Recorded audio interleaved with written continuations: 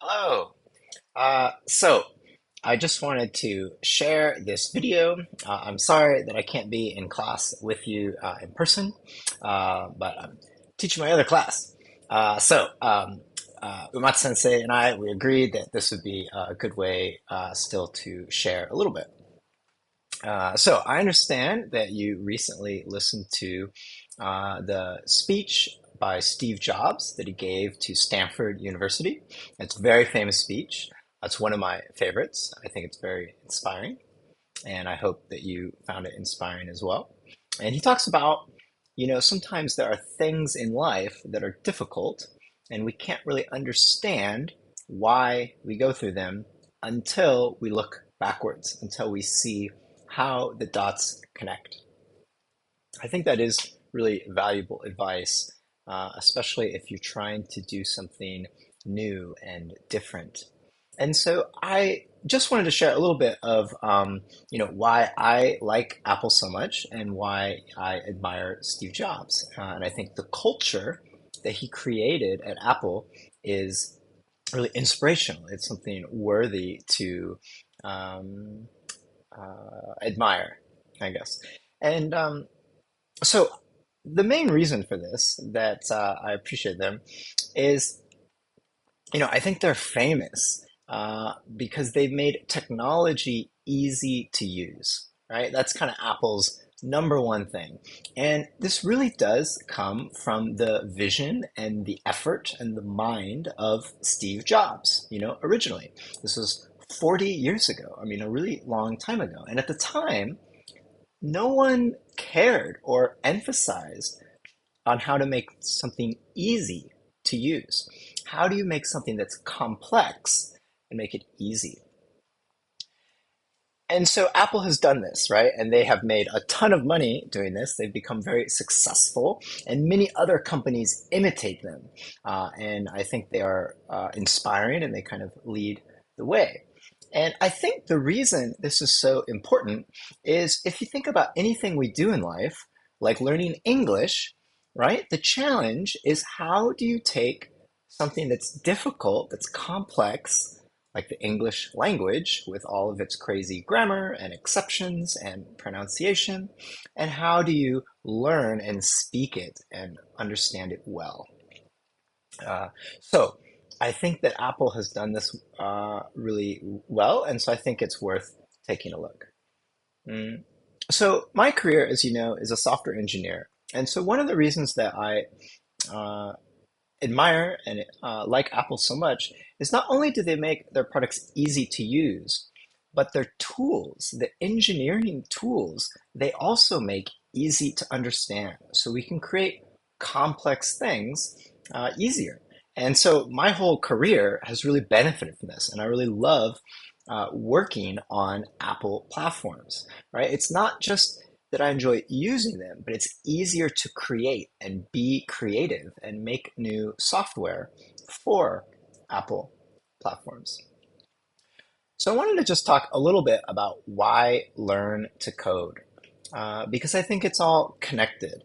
And I think that learning English and learning to code, they actually go together. And I hope that you'll see that by the end. Um, because when you think about learning English, first you have to understand the vocabulary, right? You have to know what words mean.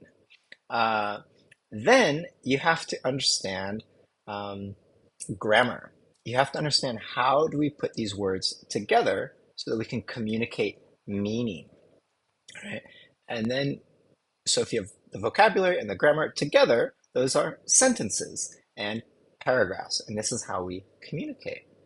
So it turns out that coding uh, is sort of similar to speaking, right? Coding or programming is a computer language, and English is a human language. But it turns out that if we want to communicate, we want to write sentences or paragraphs to the computer, it's sort of a similar concept. And so why learn programming? Well, I originally created this as I taught a course to university students, specifically designers who are considering learning technical skills. But I would encourage you that it lets you solve new kinds of problems. And it will open doors to new opportunities. Just like learning English, learning programming can open new opportunities. Not everyone needs to be an engineer. I don't think that everyone does. And I'm not saying that. But just by learning the basics of programming, I think it can help you can live a more fulfilling life. It might help you in whatever job or whatever life you do because it will help you solve problems. And in life, we always have to solve problems. For example, you could maybe write a program to do your English homework. Maybe, right? That's an exaggeration. Or even if you're a doctor and you're trying to understand why someone is sick, if you're thinking through in an orderly fashion, like programming, it might help you understand the patient's problem. So there's lots of overlap. So what exactly is coding? Coding is an English word that refers to a secret code, right? A code is words that we don't yet understand. And so again, this is like a language that we don't yet understand. And so coding is a slang term. The more official term is probably programming. Um, but there are actually several different English terms. You can see them here. They all kind of refer to the same thing. The big idea, though, is what is programming? It's solving a puzzle, right? It's solving a puzzle. So, do any of you like Sudoku? Do you like solving Sudoku puzzles? Then you might find yourself that you like programming. I would suggest if you like Sudoku, you definitely must try programming.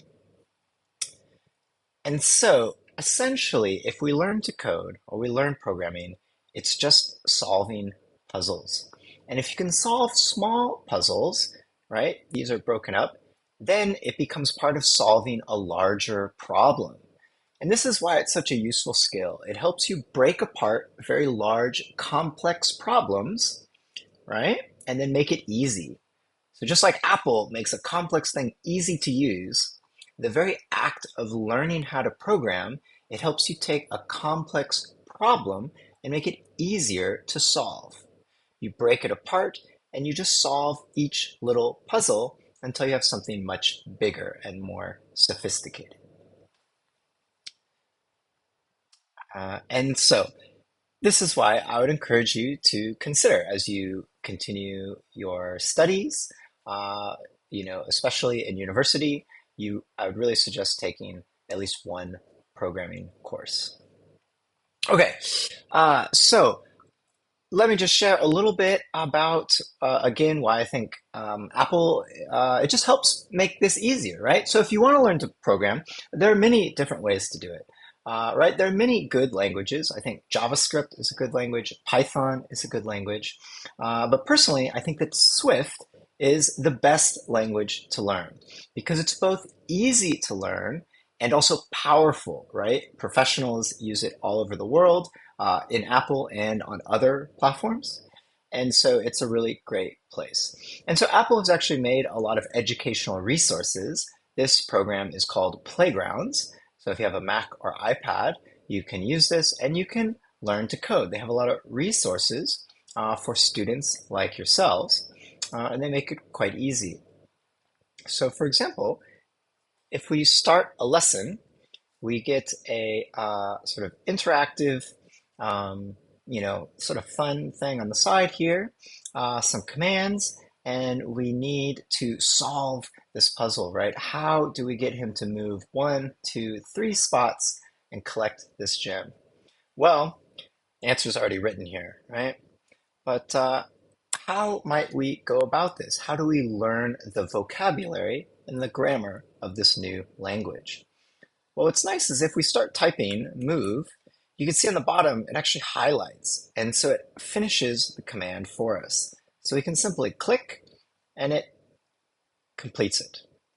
We can also see both commands, right? These are our options. So let's say we realize that we want to move forward 3 times.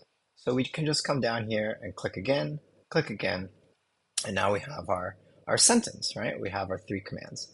And finally, we want to collect a gem. So let's go ahead and try. Let's see if we have created the right commands to get the output that we want. So if we go here, we can run the code and see what happens. There we go. Look at that. You're all programmers now. Wow. Right? So that's literally all it takes. So these are a few lines of Swift code. Very simple, right? And now you've solved a puzzle. This is your first puzzle that you solved. And so again, you can see they have many lessons, and it's just as easy as this. And so you can start and you can learn and explore some more things. Um, and so, another thing I want to show you is this is what it looks like when I'm working, right? So when I'm working, this is an app that I'm creating. It's called Saiten Sensei to help teachers grade homework and grade tests. And so this is what it looks like. Lots of colorful words, sort of organized in groups. And I won't go into all the details, but essentially there is some vocabulary that you have to learn, right? You have to learn what this pink word is, a struct, and then this pink word var, right? And then you have blue words. And what does all this mean? And then you have to understand the grammar, right? How do these words fit together? And you notice these brackets. So these things are grouped together, right? These are the sentences, and these are the paragraphs.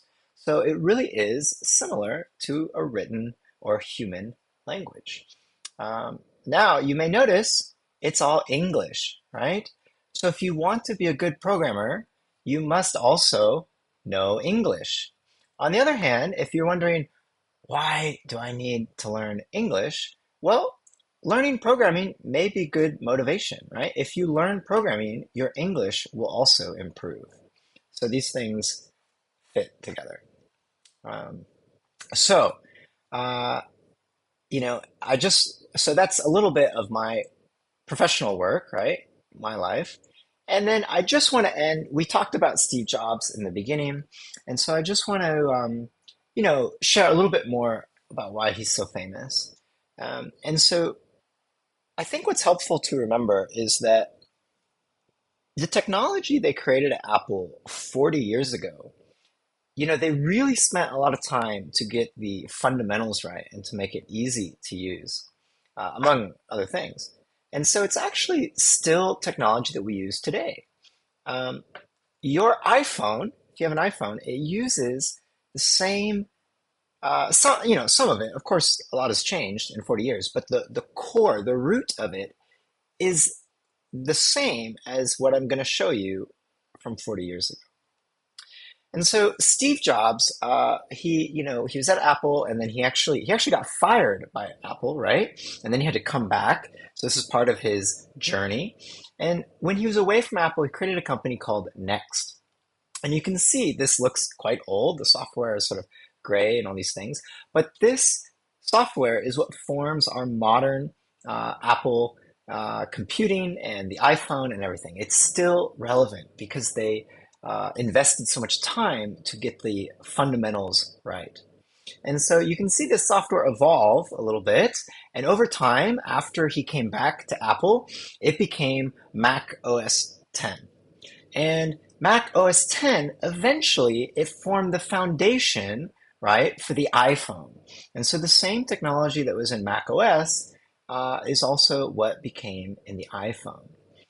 So 20 years ago, right, you had Mac OS X, but it eventually came to the iPhone.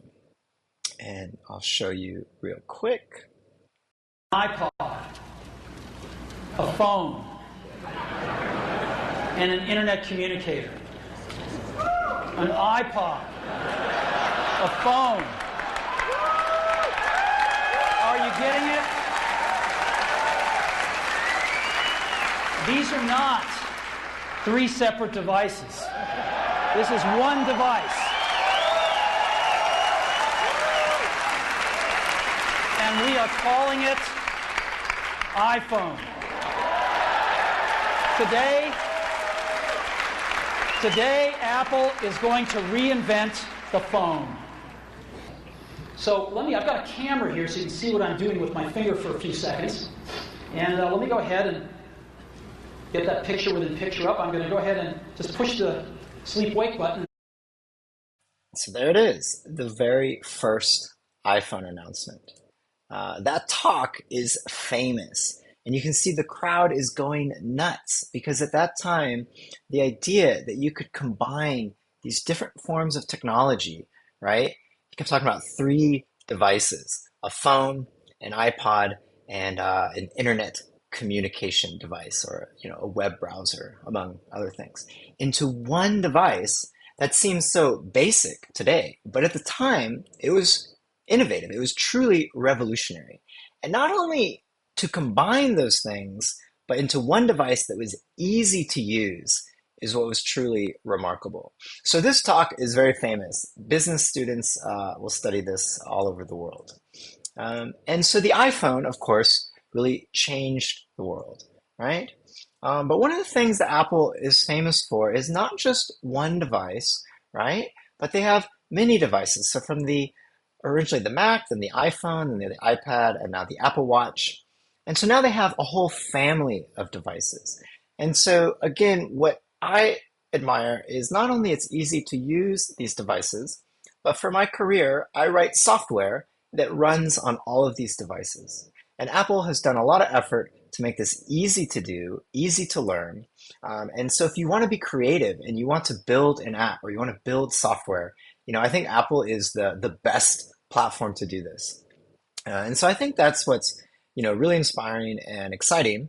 And so, yeah, I hope that you maybe, as you think about studying English and different things, you may not know how the dots connect, but these skills maybe can connect down the road. And I hope that you are inspired to learn new things, to always challenge yourself, and to see where that leads. So I hope you have a great class, and I will see you next time.